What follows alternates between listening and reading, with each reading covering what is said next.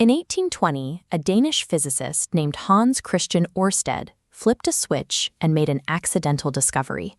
When he ran an electric current through a copper wire, a nearby compass needle violently twitched and spun away from magnetic north.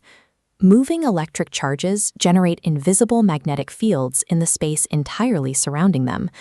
But acknowledging a phenomenon is very different from harnessing it. To build machinery like early electric motors and generators, engineers couldn't guess at the field's location. They needed to calculate its exact strength and direction at any specific point. Here is the mathematical problem. A wire is a continuous line of current.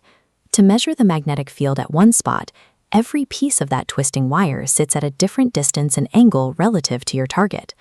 To calculate the field of that entire structure, physicists realized they had to stop looking at the whole.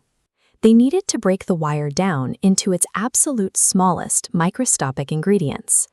This diagram outlines the Biot Savart Law.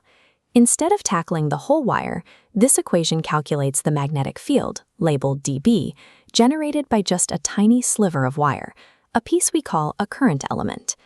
The math isolates four distinct factors. First, the strength of this tiny magnetic field is directly proportional to the amount of current flowing through it, labeled I, and the physical length of the microscopic element itself, dl. Third, field strength is inversely proportional to the square of the distance. The further away your target is, the weaker the field.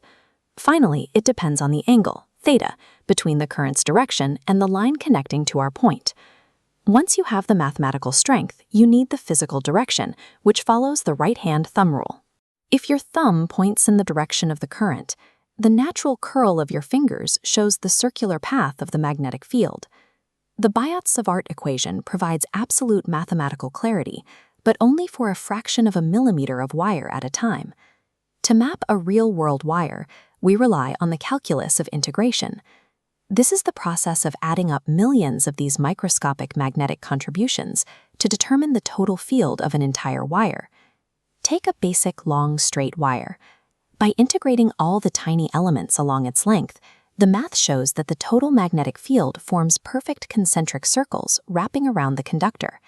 Bend that wire into a circular loop, taking the same microscopic current element, dl. By applying the right-hand rule and integrating the loop, the geometry aligns. The vectors from every element point perfectly inward together. This creates a unique physical result.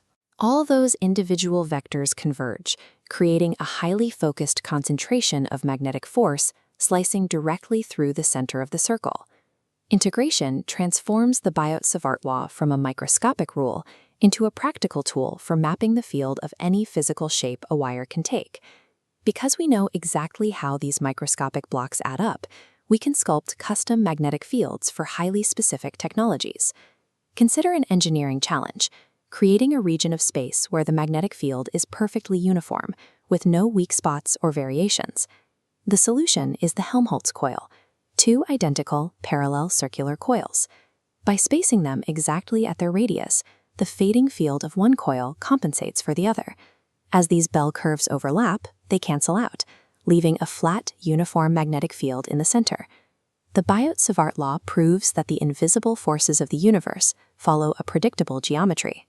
By calculating the effects of current on a microscopic scale, we can precisely control and manipulate magnetic fields across macroscopic space.